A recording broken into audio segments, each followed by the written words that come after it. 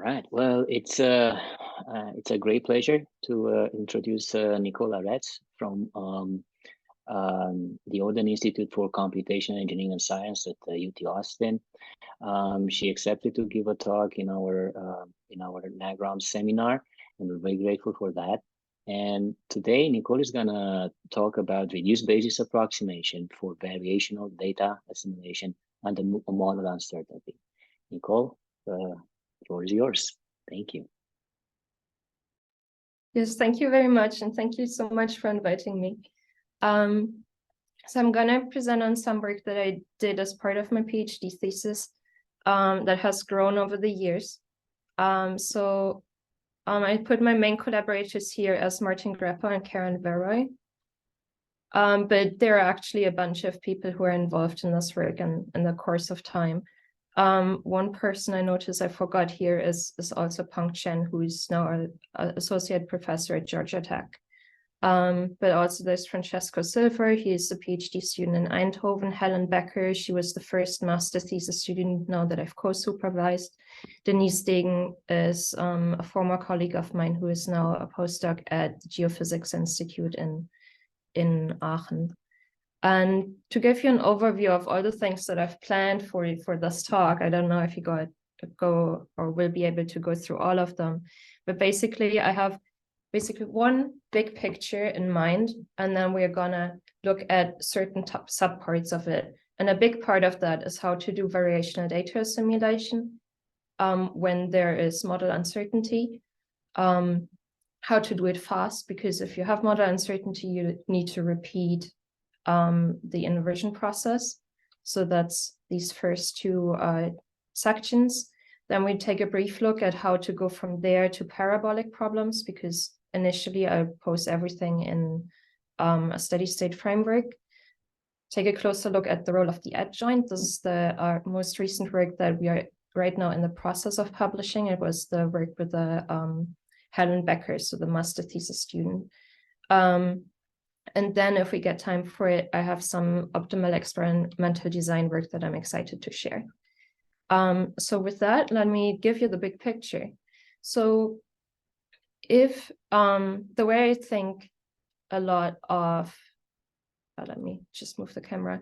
The way I think of simulations is that they, in some sense, want to approximate or want to give us a computational idea of what is happening in the real world. And there are different configurations. So any process that's happening in the real world is of course dependent on, well, the physics that feed into it, but also on things like material properties, initial conditions, geometry, all of these. So the way we think about it is that basically our physics are described in a model, ideally in whatever we trust the most, the best knowledge model. We feed configurations parameters into it that describe the configuration that our physical state is in the real world. And the simulation gives us a model solution that ideally depends, or not depends, but has a close correlation to whatever is happening in the real world. Unfortunately, that's not always the case, because there are model uncertainties. And there is usually, you don't have just one best knowledge model that you trust, but you have a variety of modeling choices that come up in the process of modeling your physical state. So really, you have this configuration parameter. The configuration is what you trust. You might trust your material, you might trust your geometry, but then there are lots of uncertainties, like the initial condition for time-dependent state, or you might have some uncertain loading or strain on the equations. And this is what we think about in terms of model modifications. And if you take all of these possible modifications into account, you get in the end, well, a variety of model solutions, of which some will represent your physical state really well, others won't. And in terms of equations, so just to start with, I've written this, and I just so a parameter dependent coercive PDE, we'll generalize this later, but basically you have a coercive bilinear form. You have some source term as your best knowledge term, but then also you have the modification is prescribed as a linear modification to this equation through some model modification parameter or model modification u. And the idea is that we want to find, so the physical state is our ground truth. We want to find for a given configuration parameter a model modification such that the model solution describes this physical state as best as it can. And as a second outer step, we can also think about, okay, so what if we now have a parameter estimation problem where we also want to find this configuration parameter to better understand what is happening here? Well, the best way, or basically in a lot of cases, the only way that we have to compare a physical state to a model solution is by taking measurements. So in the real world, that means we make experiments, get a bunch of data, and in the simulation world, this means that we need to simulate how our model solution reacts to some kind of observation parameter. And if the model solution is a good description of the physical state, the two of them will be comparable in some sense. So usually that's prescribed as a kind of noise model, very often through Gaussian. And now once we have these experiments, so we have basically given the experimental outputs, we have given a configuration parameter, we want to go and take both of them and invert for this model modification.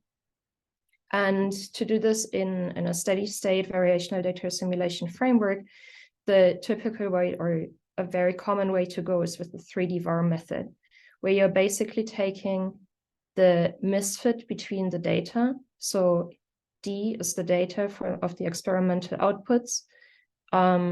This should be X, but well, it's minimized over, so it's fine. But basically, you have your state, apply sensors to it. So this observation operator is L. You get the simulation's outputs dependent on your noise model or how you think the noise and the experimental outputs behaves. You might have a different norm, but basically you compare data to simulated outputs, and then you weigh them against your model modification U. The reason for this weighting is, for one, that just doing the data misfit minimization alone might not be stable, but also we call this the best knowledge model for the reason that we usually have a very good grasp of what is the most likely to occur in some physical simulation. So basically, best knowledge model also reflects how the user or how the human expert thinks about these models, and then might just want to make smaller or larger perturbations to it. So this is the big picture to keep in mind, and I'll return to this over and over again in the course of this presentation. But the main question here is now, okay, so if we want to do this inversion once or twice, we can solve this minimization. But if we want to do it for a lot of these configurations, so each time keeping this configuration parameter in mind, what can we do? And of course, there's a seminar series about reduced order modeling. That's going to be the solution to that. So let me go and dive right into our RB 3D VAR method. And this has been my very first work. It was with Martin Greppel and with Karen Veroy. And there's our publication on that, but I show that later. So basically, our idea is that for any of these configuration parameters, we want to minimize the 3D VAR system. And the 3D VAR system is essentially the least squares data misfit term plus a Tikhonov regularization. You have some regularization parameter lambda, which essentially decides how much you trust or distrust your best knowledge model. And all of it is constrained by a PDE equation. So just from literature, you know, okay, so this is going to be well posed as long as the PDE constraint, as long as the PDE is well posed, where there's convergence results for different lambda in the literature. And actually, this has been studied a lot. because you can also replace the observation operator with just instead of looking at it in the discrete sense, you can look at it in a continuous finite dimension, continuous sense, and then you get an optimal control equation or an optimal control problem. So this part has been studied a lot. So the big difference that I see for me between optimal control and data assimilation is the questions that we ask. And one big question that I return to later is, what is L? How should we choose L? So which means how are we going to take the measurements? In an optimal control problem, you usually know what is my desired state, and this is what you want to get to. But here we want to optimal experimental design then asks, okay, how should I take the sensors such that my solution is best informed by the data? But we come to that later. So for now, the big question is, how can we compute and solve this minimization problem repeatedly for many different configuration parameters? Well, so just for visualization's sake, we want to construct a reduced basis space and project the solution of the 3D var minimization problem onto this reduced space. So just the same way as you can do for just any forward equation, you can also do this. You can also do the reduced basis projection with the solution of the 3D var problem. So in this case, you just have then several solution variables to account for, like the model modification term, the state, and the adjoint. But otherwise, it basically remains the same whole idea and the same picture. It's just in a different function space than if you just consider RB approximation for a single PDE.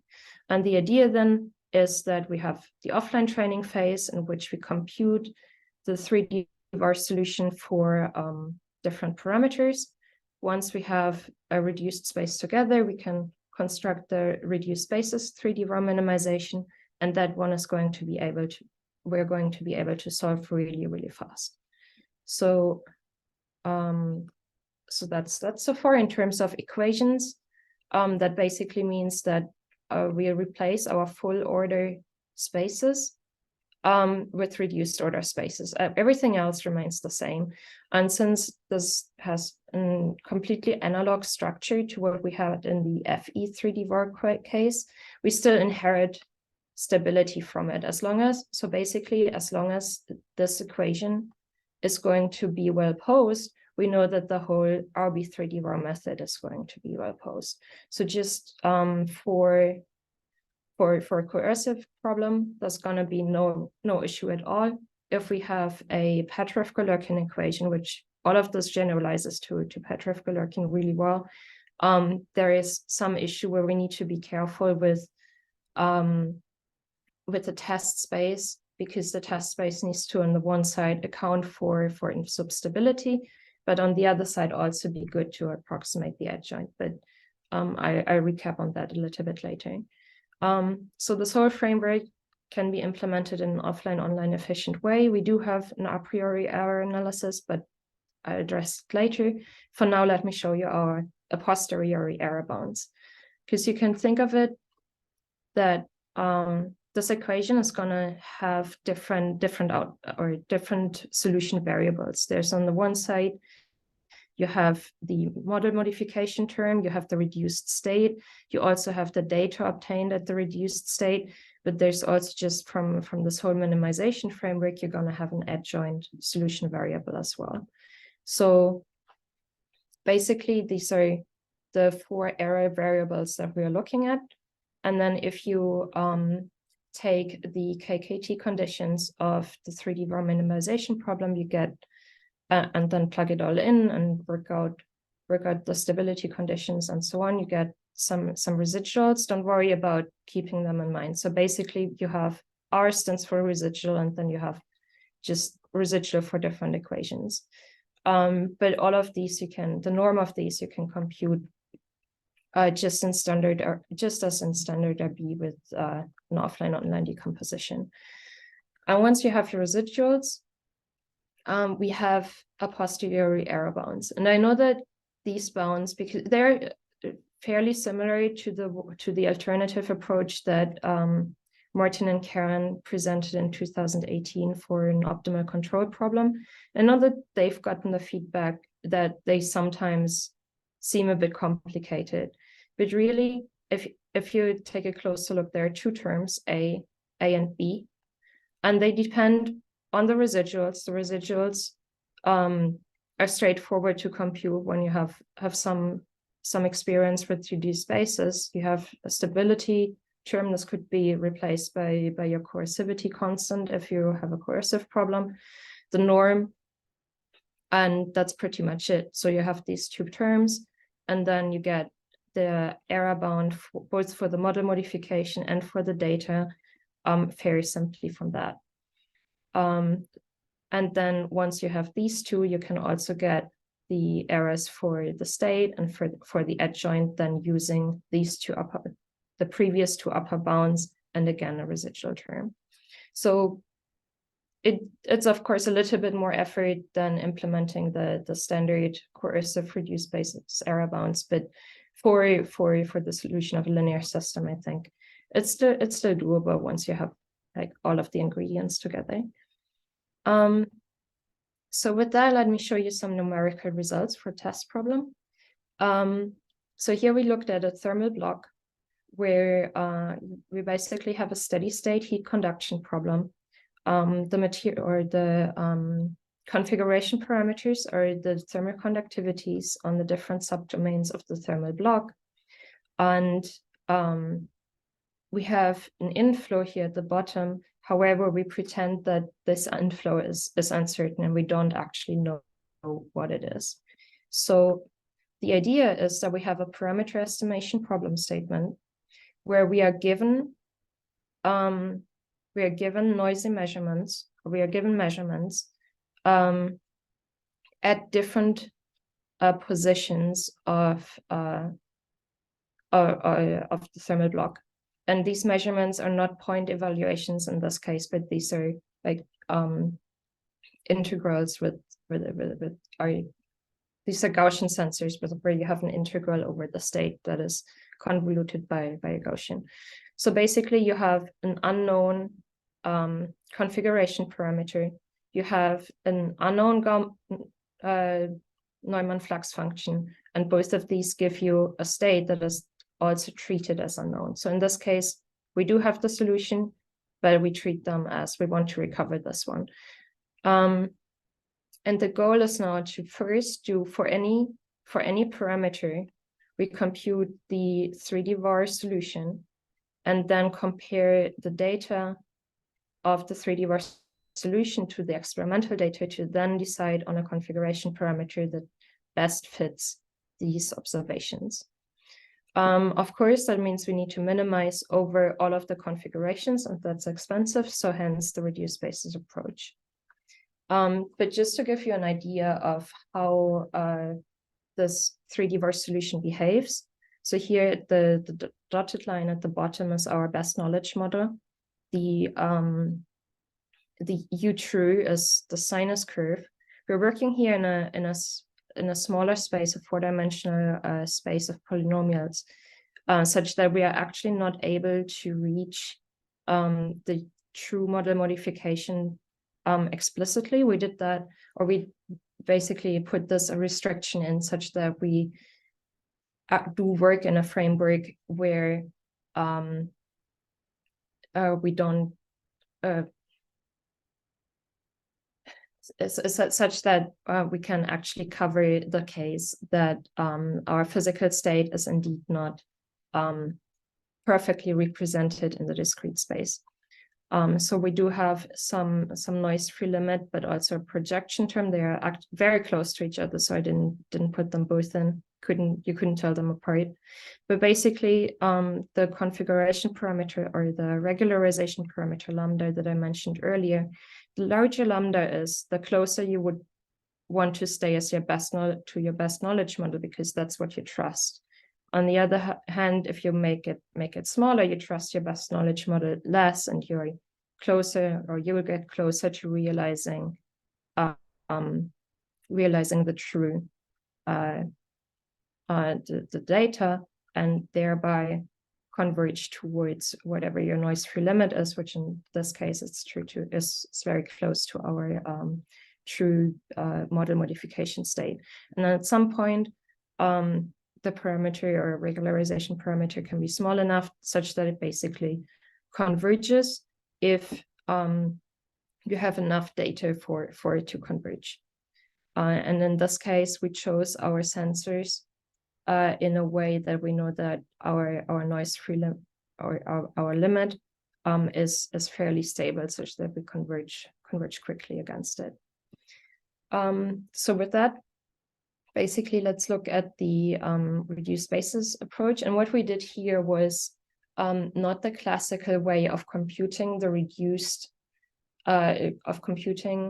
snapshots by solving the 3D ROM minimization problem, but we wanted to work in a setting where we construct the reduced space before we even have access to the data.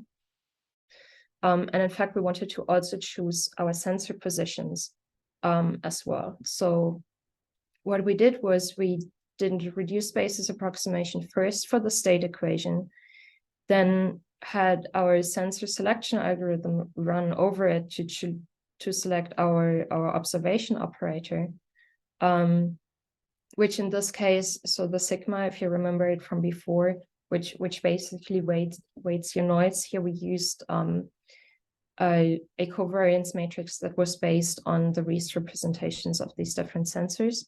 Once we had the sensors selected, we used, again, RB to get to an adjoint equation and do an RB approximation of the adjoint equation, such that in the end, the reduced space that we ended up with both had, or this should be an X, both had information about both the state equation, but also had approximation capabilities for the adjoint space. So in the end, the space is fairly large, but for at least for reduced basis space. But considering how long the FE 3D verse solution took, this was on a very old computer, was 7 seconds, but still there we achieved a speed up of over 1,000 done with the RB state.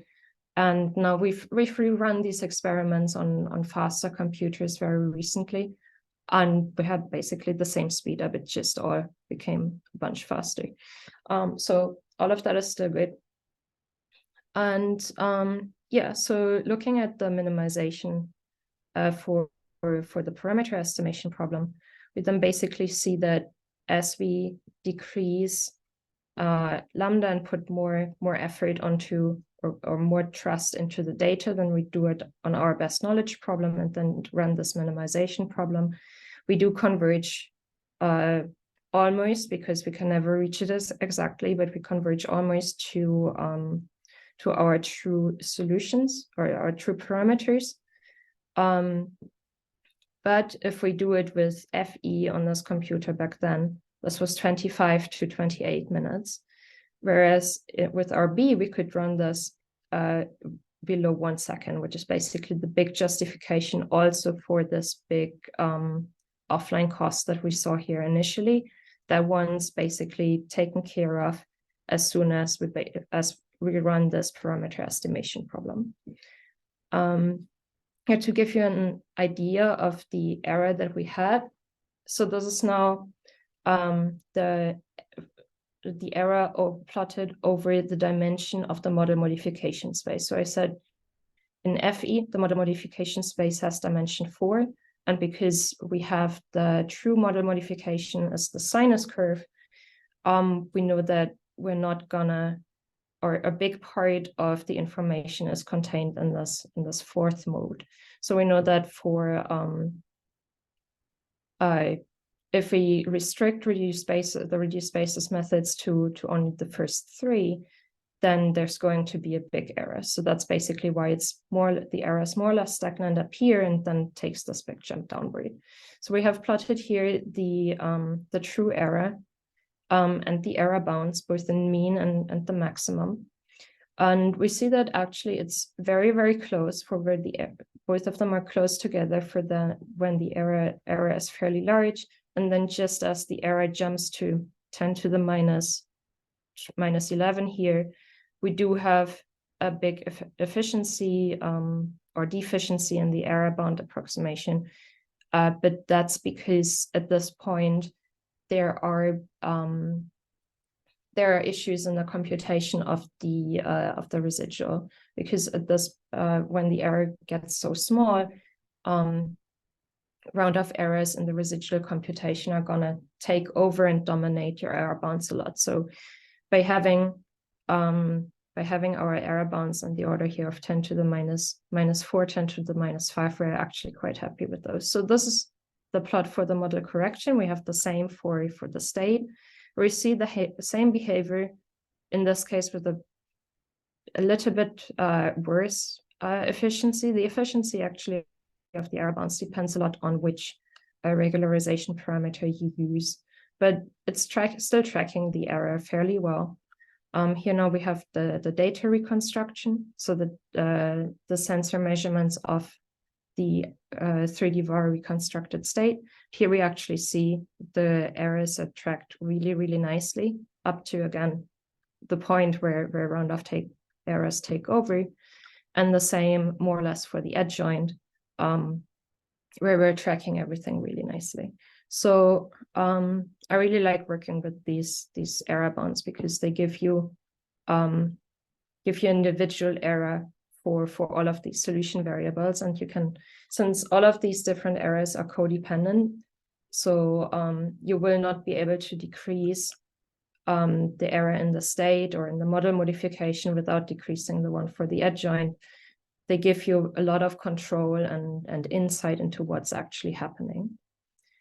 With that, let me go to our extension to parabolic problems.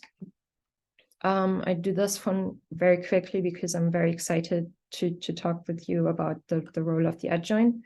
But this was an extension that we did together, so still with Martin and Karen, but now also with a PhD student of Karen, Francesco Silva, who's at TU Eindhoven.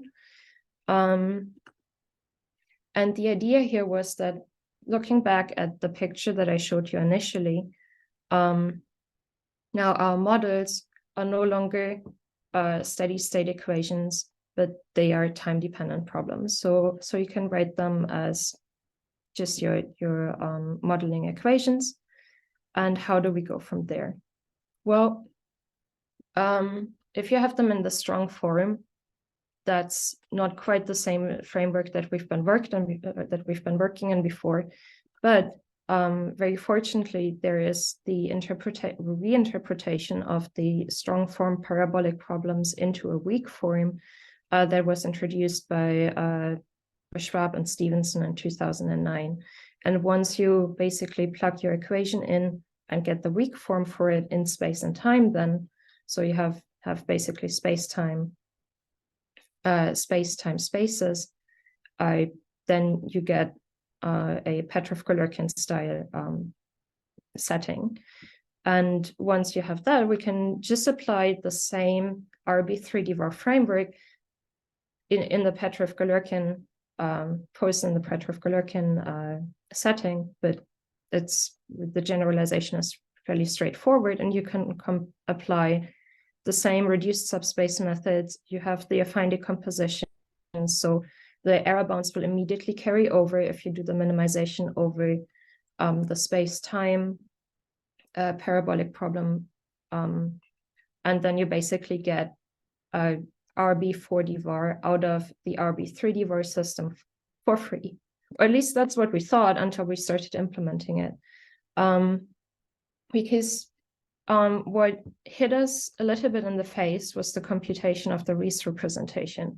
So what we looked at mostly was, for the space-time discretization, was the continuous Galerkin framework, where you in space treat the trial space as piecewise linear, and the test space you treat as piecewise constant in time. And there's this really nice paper by Karsten Orban and Anthony Patera, where they looked at this discretization specifically and looked into the stability and how to treat it from RB perspective. However, and one thing that's really nice about it is that then the equation structure, instead of being a big space-time linear system, what you get out of it is a Crank-Nicolson's time-stepping problem. However, if you what we found was that if we want to do 4D var for it, we do need to compute the residuals also for the adjoint equations. And then we just couldn't figure out how to compute the Riesz representations without really going back to a big space-time problems. And we figured if someone wants to use this time the continuous Galerkian space discretization, because it simples down to Crank-Nicolson, then they probably don't want to suddenly go back to a huge space-time problem just for us to be able to compute the error bounds for the adjoint. So we looked into different norms. So the delta norm that we have up here is the one that was proposed by Orban Patera. This time gradient norm is the one we came up with just because, or mostly because the Riesz representation for the adjoint equation decouples in time. For both of them, we looked at basically what is the inf-sub-stability condition, because that's the most important one, and can we find a lower bounds for it that we can compute efficiently. So here we have, for the red one is the delta norm, and we have the lower bound that is here also plotted in red. And we see that originally when we have, in the perfect case where our differential operator is the same as the inner product, we do have an inf-sub-stability constant of exactly 1, and the error, both the lower bound and the actual inf-sub-stability constant reflect that. And then as we go away, so here at mu1 equals 20 or close to it, we lose coercivity, and that was a big assumption in our lower bounds. Well, there is this big mismatch here, but by itself, our lower bounds track this inf-sub-stability constant very nicely. For the blue one, which is the one where we can actually compute the Riesz representation, the lower bound is the maximum of these two lower bounds. So it still starts at 1 here, goes down fairly quickly, but then picks up again to this blue dashed line curve here, and then goes down. So here we also got a really nice coverage in the beginning, but again, once we leave the setting where our assumptions for the lower bounds don't hold anymore, we're here at 0, whereas the true inf-sub-stability constant isn't, it is still positive. So that's our break on space-time. So now for the role of the adjoint that I said, this is our most recent work that we are just in the process of writing together. Sorry. So this goes back to, or basically Helen Becker. She was a master thesis student until very recently in Aachen. And this is her thesis work, so I'm referencing that. She's now decided to go into industry, but she wanted to do that from the start. So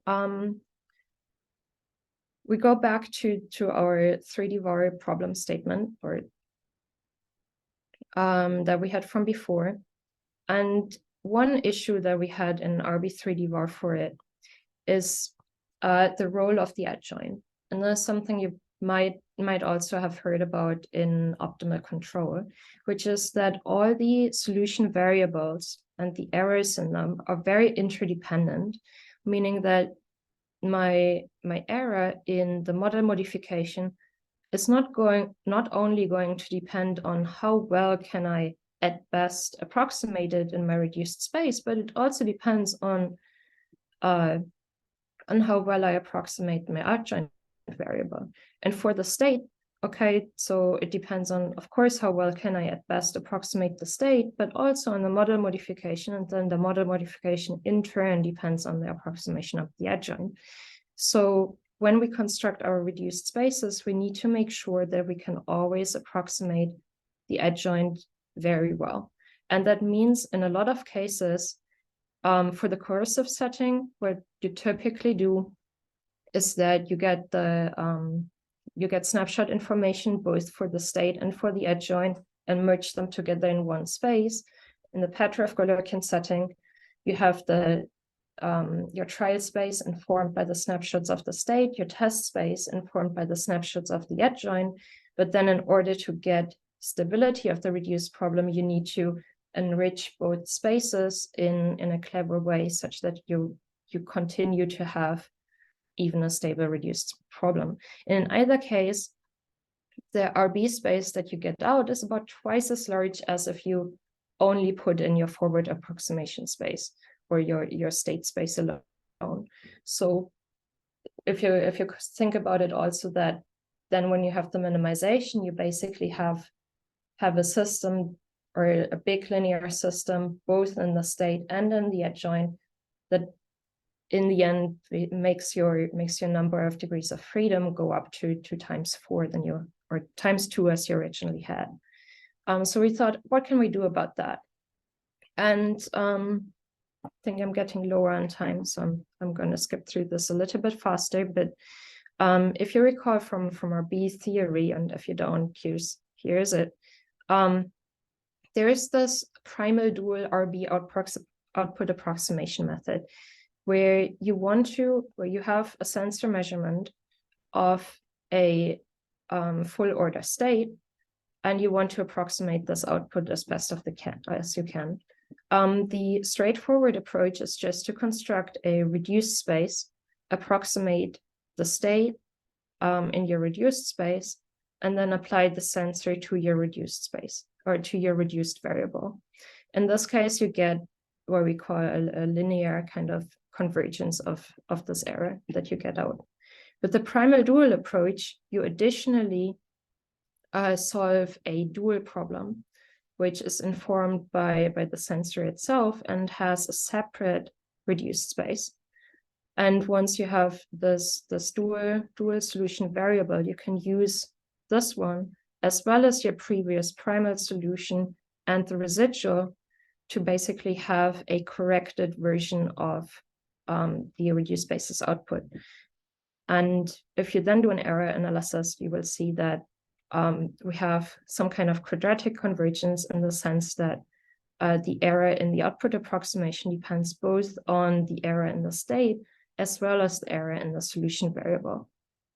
So our idea was that we can put this into the RB minimization problem and basically pose the RB3D-var method, but with this primal dual corrected output method. So we still have a very similar structure to before, except that there's this additional correction term, which by itself also depends on the UR and the XR that you're minimizing over. So it's not, unfortunately, not just a constant, but it actually changes not too much. So you still get stability very easily, and we can do a priori error analysis. We got a posterior error bounds, which are a tiny bit more complicated, so I won't show them here. But in the end, all of this remains well posed as long as your forward equation remains well posed. So the error analysis for this primal dual corrected RB3D-var minimization problem shows that the error in the model modification is bounded proportionally to the best possible approximation that we can have, but now there's no longer the approximation accuracy and the adjoint, but these two other, admittedly a bit more complicated looking terms. But the second here, this one we already had as as the data misfit term in the RB3D-var minimization. So this one is actually what we are trying to minimize. So this one's going to get smaller and smaller. On the other hand, we here have not the adjoint, but a kind of primal dual corrected adjoint. And this one here, we also have a data misfit term that's going to go to 0. And we have, on this side, this is the residual of your dual problem. So this one, as the space in which you work for the dual problem gets larger and larger, this is guaranteed to, or this is going to converge towards 0. So with that, basically, we can say that the approximation of the adjoint, the better your dual space is, the approximation of the adjoint is going to be less and less dominant in your approximation accuracy. And then once you have that, you can hopefully choose a smaller reduced space. So let's look at how this plays out if we plug it back into our parameter estimation problem. So this is the same one as before. And Helen plotted for us here on the left side how the error behaves. This is the training accuracy of the state space, state RB space. And we see that basically as the error gets smaller here from left and right, both the RB3D-var and the primal dual RB3D-var, they converge, or the error becomes smaller essentially. But we also see that by having the dual variables, so this epsilon that we see here for the primal dual RB3D-var is the training accuracy for the dual problem.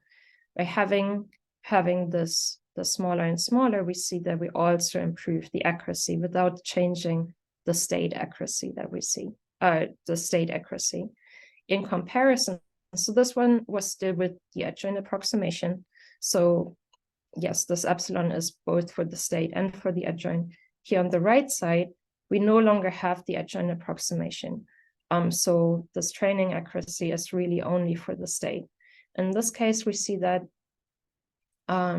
the error in the 3D-var minimization problem for the model adjustment stays essentially the same, even though the state can be adjusted or can be approximated better and better. And this is because we cannot approximate and account for the adjoint. Whereas for the primal dual 3D-var method, it still stays the same, but the error becomes still smaller and smaller as we improve the approximation of this dual problem. So that's basically at least a numerical verification of our interpretation for those a priori error bounds. Here we have the same again for the state approximation error. So here, of course, we won't see many strong differences on the left side because, well, there's the training, we're going here over the training error of the state. So there's going to be bounded from below by the training error.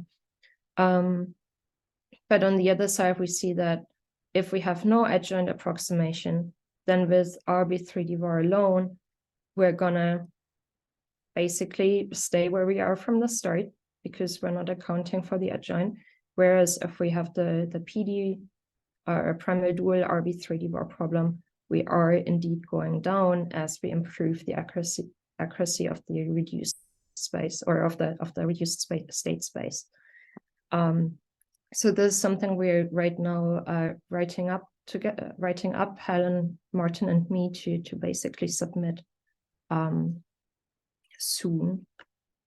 So with that, let me just briefly check on the time. I think I need to finish up soon, right?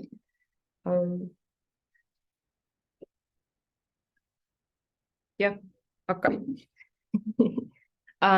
So I mentioned the optimal experimental design a little bit in the course of this talk so far. And so one thing that we looked in there, we put it all into a Bayesian framework. So this was work with Peng Chen from Georgia Tech, Denise Degen, and Karen Veroy. And we submitted a paper here very recently, I think in January. And the idea is now that we treat this whole model modification as a random variable, so that then we can do a Bayesian inverse problem to get from the experiments to the model modifications. So this is going to be a linear Bayesian inverse problem. And our big question then is, how can we choose our observation parameters such that the solution of this Bayesian inverse problem is going to be best informed by the data? Because in a lot of settings, taking measurements is very expensive, so that you don't want to choose experiments that are not going to give you any information. You want to choose the best sensors that you can. And in optimal experimental design, there are already a lot of approaches how to do this in various settings. The main ones that we found are the main ones that are used predominantly are A, D, and E optimality, which essentially look at the uncertainty ellipsoid for your Bayesian inverse problem. And then you minimize for DOED the volume of the uncertainty ellipsoid, or for EOED the largest axis you want to basically try to bring down. But essentially, when you look at these criteria more closely, they are all dependent on the eigenvalues of the posterior covariance matrix. So what we did was we wrote these eigenvalues out and tried to bound them. And we found that basically found this decomposition where we have one part is this ratio of the observation to the state, which basically all the other parts take out the observation operator, and now we have just the influence of the observation operator in one nice observability criterion. And our goal is to maximize this observability criterion such that this whole part over here with the becomes as large as we can. Then we have the -1 in the exponent, so it becomes smaller. So essentially, we're trying to minimize the eigenvalues. And when we try to minimize the eigenvalues, we are going to decrease our volume, we are going to decrease the longest axis, and so on. So that was the idea. We came up with a sensor selection algorithm, which basically in a greedy sense iterates and chooses more and more sensors to increase this observation operator. And we applied this to a very large scale Perth model of the Perth Basin. A subsection of it, but it was still fairly large, with over 100,000 degrees of freedom. And basically there, because it's an underground problem, your idea is you want to approximate the geothermal heat flux that's several kilometers underneath of the earth, underneath the surface, and your measurements are going to come from drilling locations. So these are super expensive. You need to be careful where you put them. As a first experiment, we set out to just choose 8 out of 25 random positions. So that in the end we can compute all our optimal positions just by iterating over them. And we can see here that our proposed algorithm did very well. It actually was here in the top 0.1%. And even better if you keep your configuration parameter fixed. And just as well, we had a second experiment where we said, okay, so now we want to find 10 sensors out of a 47 by 47 grid of different drilling locations, which each had 5 depths each. So there's no way we can go with a for loop to get all of these configurations, but we compared against random selections, and we still got all our eigenvalues much lower than we could get them with the randomized design. So we were in the end super happy with these results. And with that, because I'm definitely running out of time here, let me just get you a brief overview. So definitely the summary of the talk was the picture that we kept on kept on going back to. So basically we looked at this inversion process to get from the experimental outputs and the configurations to these model modifications, how to do that fast with the reduced basis approximation. We looked at parabolic problems. Basically, if you have a time-dependent best knowledge model, and this primal dual RB3D-VAR method to basically try to mitigate the role of the adjoint a little bit. What I'm working on right now with Karen Wilcox at UT is one of them is operator inference, where your idea is that you want to reconstruct your reduced spaces or your reduced order models from snapshot data alone, but you still want to keep the structure of them to have some physical interpretability. And on the other side, what I'm working on is a very large-scale multi-fidelity approximation of the Greenland ice sheet, where we want to approximate quantities like the predicted sea level rise under some uncertainties. So these ice sheet models are very expensive, and then you can imagine that reduced order modeling there comes in super handy to decrease some of the computational budget and actually make predictions for the future. So with that, I would like to thank you very much for the attention and for the invitation, and I am very happy to answer any questions.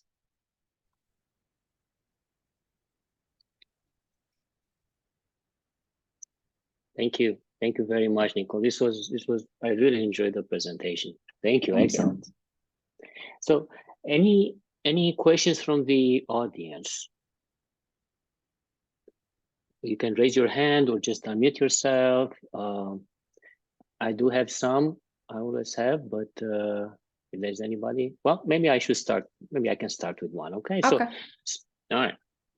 So I have a generic question. So this is more of a clarification. So, so you're talking about the model correction, and that's actually quite important in what you're doing, and even towards the end with the adjoint. And so do you choose a priori before you start? Do you choose a form for this model correction, or is there a specific type of? Yes. So let me go back fairly to the start.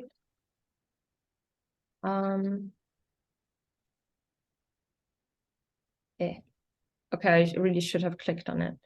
But essentially, we so far we've been looking at linear adjustments, and the model modifications then always come in on the right side. And we do keep it configuration dependent. So the speed term does depend on the configuration parameter. And we basically have this this division into the speed term and the U term to give it as much flexibility as we can. So basically, the idea here is that whoever is modeling the equations at some point makes some assumptions and then can basically keep track of them in order to then set up the speed parameter. And the big restriction here is that, okay, so this linear adjustment. However, what we can do is we can also treat nonlinear equations, so nonlinear adjustments, which you would basically consider as adjusting the mu parameter, or basically dividing the configuration parameter into something that you trust and something that you don't trust, and then you have the minimization also over the mu parameter. But that part's okay because we can still treat this whole framework with the linear adjustment as a sub-process and a trust region method to then minimize over the configuration parameter. So that's basically our extension then to nonlinear model adjustments. Okay, very nice, very nice. Thank you. Any other questions from the audience? I can ask one. Okay. And maybe it is on the slide in which you had the sequential construction of the of the reduced basis. Of the reduced basis. Okay. Yeah. Let's go here. This one. Yeah, this one. Yeah. Thanks. So, first curiosity is in the second step. in which you, at the end, you construct L.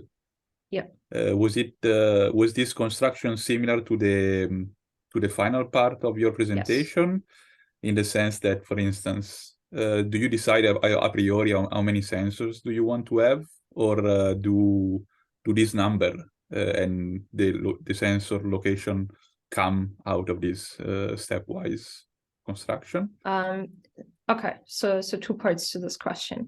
So the first one is if the algorithm that we use here for the stability maximization is similar, and that's definitely yes. So when we originally wrote this paper together, it was very inspired by the PBDW method, the parameterized background data weak approach from Yvonne Madej and co-authors.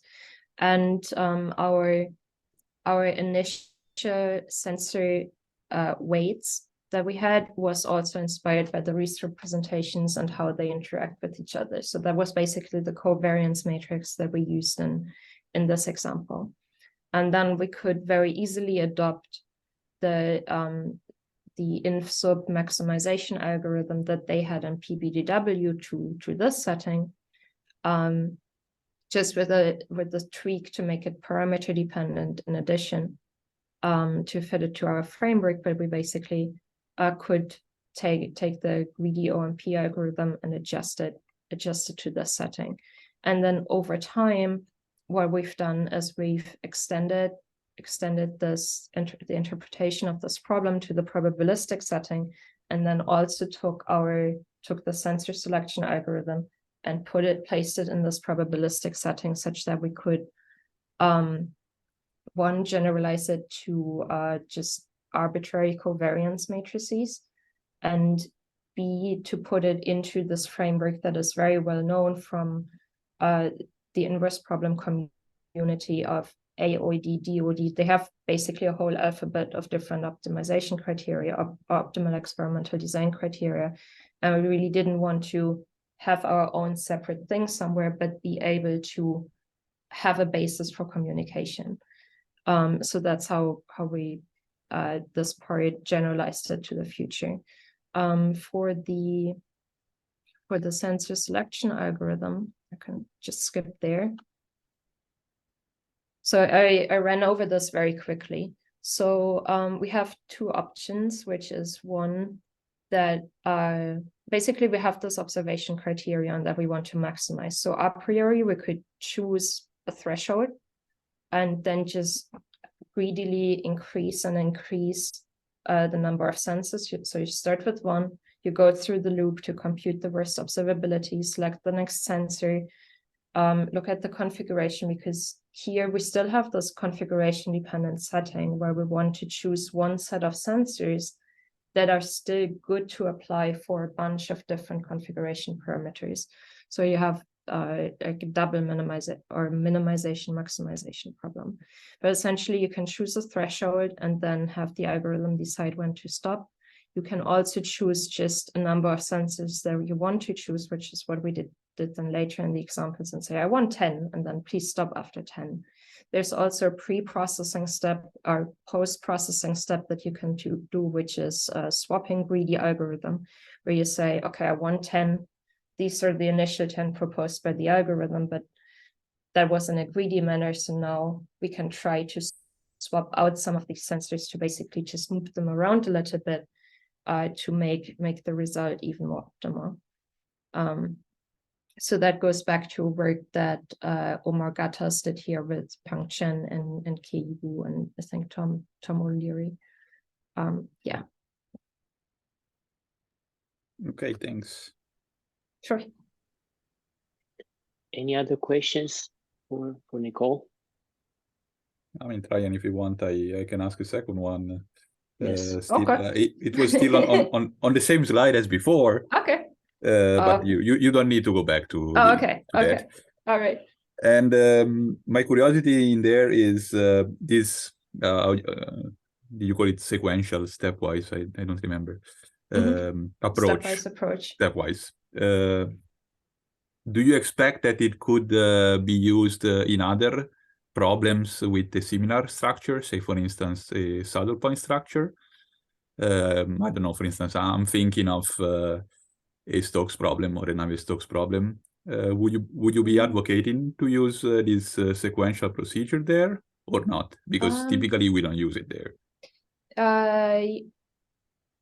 So one, I would expect it to work in the sense that the spaces that get constructed would they would account for the state and for the adjoint.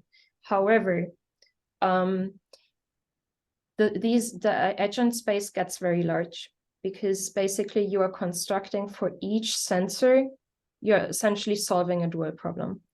So each sensor you get a different space and then you're merging all of these together.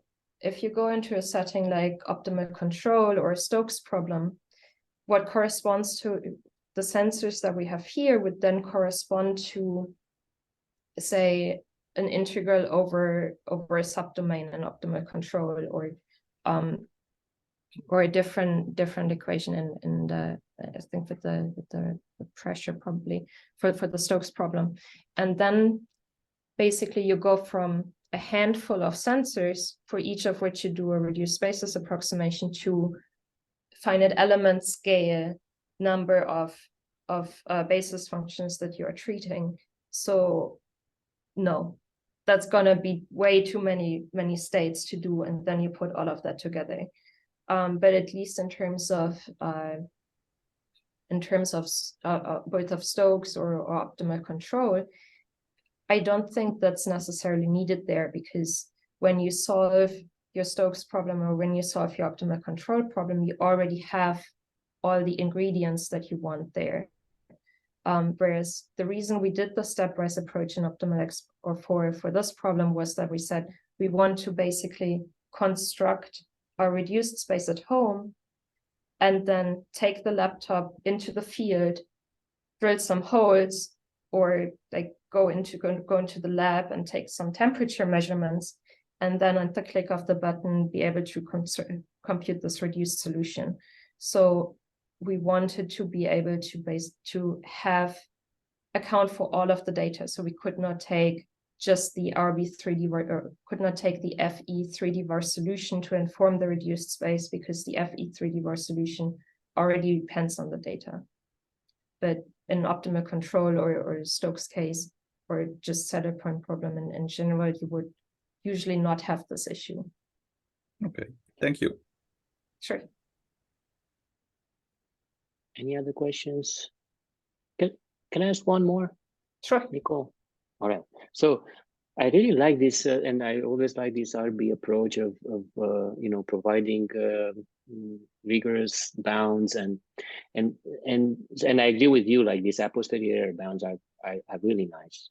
And I was just wondering whether this is true also for the experimental design part towards the end. So do you guys have this type of a posteriori bounds for the experimental design part? Yes. So we do have. So for this observable, so this this eigenvalue here. This one is still an equation, so it's still equal, and then we are bounding this part and this part from above. And then for these two ratios here, it's very straightforward. If you want to do a reduced basis approximation, just your error bound here. And then for our observability criterion, in order to compute it for all of these different configuration parameters, this should be a theta, but in order to compute it for all of these, we are putting in a reduced basis approximation here, and there we do have error bounds. Yes. Okay. Very nice. Thank you. Any other questions for Nicole? Right. Well, if not, once again, thank you so much. This has been a very clear, very nice presentation, Nicole. I really enjoyed it. Thank you. I'll come back to it and watch it on YouTube. Okay. All right. Very, very nice. Thank you so much. And I will see everyone next week, the next NAGRAM seminar. Thank you.